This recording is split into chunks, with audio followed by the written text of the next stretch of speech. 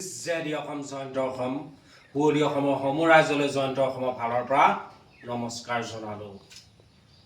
ওলাইছোঁ নিজৰ ৰাতিপুৱা শুই উঠাৰ পৰা দৈনন্দিন মানুহৰ জীৱনটোৱে হৈছে এখন যুদ্ধ আৰু মোৰ যুদ্ধখনো বেলেগ। আজি মোৰ দৰৱ আনিবলৈ যাওঁ। সদায় ডক্তৰী ঔষধটো যিটো মই খাই আছোঁ সেইটো 15 দিন বা এমাহৰ মূৰে মূৰে আনো। কেতিয়াবা 4 বিধ 5 বিধ পিল থাকে, কোনোবা এবিধ শেষ হৈ যায়, তেতিয়া আকৌ আনিবলৈ যাব লগাত পৰে। গতিকে আজি তেনেকুৱা ক্ষেত্ৰতে যাবলৈ ওলাইছোঁ। মোনাটো মোৰ পৰিচয় হৈছে জাতিৰ পৰিচয় আৰু গামোচাখন, সেইকাৰণে এই দুটা বস্তু মই সদায় লৈ যাওঁ। আটাইতকৈ প্ৰয়োজনীয় হৈছে এতিয়া মোৰ জীৱনত, আপোনালোকক দেখাই আছোঁ।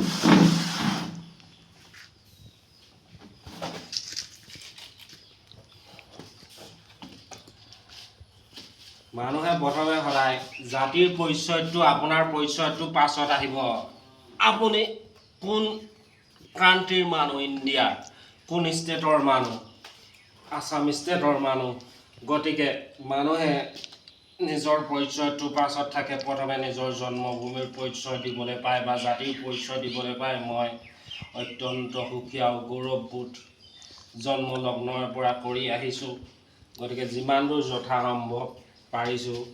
আৰু ক'ৰবালৈ গ'লে, মোৰ ঘৰত থাকিলে বা মোৰ ওচৰে পাঁজৰে ঘূৰি ফুৰিবলৈ হ'লে, ক'ৰবালৈ গ'লে মোৰ ষ্টিকডাল নালাগে। এইডাল হৈছে মোৰ জীৱনৰ এতিয়া বাটকটীয়া আৰু লগৰে মোৰ প্ৰাণৰ বন্ধু। কিমান দিনলৈকে প্ৰাণৰ বন্ধু হৈ থাকে নাজানো। যিমান দূৰ যথাসম্ভৱ পাৰোঁ প্ৰেক্টিছ কৰি আছোঁ, চেষ্টা কৰিছোঁ এৰিবলৈ। ঘৰৰ ওচৰত 500 মিটাৰ বা 1 কিলোমিটাৰ নোহোৱাকৈ চলি যায়, কিন্তু ক'ৰবালৈ গ'লে লৈ যাওঁ। যিহেতু ওখ চাপৰ থাকে, অচিনাকি ঠাইত মোৰ যিহেতু অলপমান অসুবিধা হয়। আৰু যিবিলাক ব্যক্তিৰ প্ৰেছাৰ ষ্ট্ৰক হয়, সৰ্বসাধাৰণতে মোৰ ষ্ট্ৰকটো বহুতে, মই নাজানো, ডাঙৰ বুলি কয়। বহুত হিউমাইচ আছিলে। গতিকে মোৰ চকুটো অলপমান প্ৰব্লেম হয়, মানে চকুৰ ধোঁৱা আৱৰণ কেতিয়াবা দেখোঁ। গতিকে লাখুটিডাল মোৰ জীৱনৰ অত্যন্ত প্ৰয়োজনীয়। গতিকে লাখুটিডাল এতিয়ালৈকে মই এৰিব পৰা হোৱা নাই। মোৰ জীৱনৰ আটাইতকৈ ডাঙৰ বিপদৰ বন্ধুজন বুলি ক'বলৈ হ'লে এতিয়া তেখেতে হৈছে মোৰ জীৱনৰ আটাইতকৈ ডাঙৰ, মানে এই লাখুটিডালেই হৈছে মোৰ জীৱনৰ আটাইতকৈ ডাঙৰ শক্তিশালী ভৰসা বা এপাত অস্ত্ৰ। গতিকে এই অস্ত্ৰপাত নহ'লেই মই চলাচল কৰিব নোৱাৰোঁ মোৰ জীৱনত। প্লেনছত একো নাই, সমান ঠাইত মোৰ অসুবিধা অকণোৱেই নহয়। সমান ঠাইত মই নামিলে অকণো অসুবিধা নহয়। কিন্তু মই যেতিয়া ষ্টেপবিলাক বগাওঁ, যিহেতু মোৰ বাওঁ হাতটো আপোনালোকে জানে, বাওঁ ছাইডটো টোটেলি কাম নকৰে। কিন্তু ওখ চাপত যেতিয়া মই ভৰি দিবলৈ হয়, তেতিয়া মই বাওঁ ছাইডটো এতিয়ালৈকে যিহেতু গ্ৰীপ অহা নাই, জোৰ পৰা নাই। গতিকে এইটো ছাইডে এই লাখুটিডালৰ ওপৰত ভৰসা কৰিয়ে বা প্ৰেছ দিয়ে মই চলা ফুৰা কৰি আছোঁ। চ' ফ্ৰেণ্ডছ, আপোনালোকক ক'বলৈ পাই ইমান ভাল লাগে। মোৰ আগৰ পৰা, মই যেতিয়াৰ পৰা জনা শুনা হ'লোঁ বা নিজকে, তেতিয়াৰ পৰা মই জাতিৰ পৰিচয় দি সদায় ভাল লাগে নিজকে।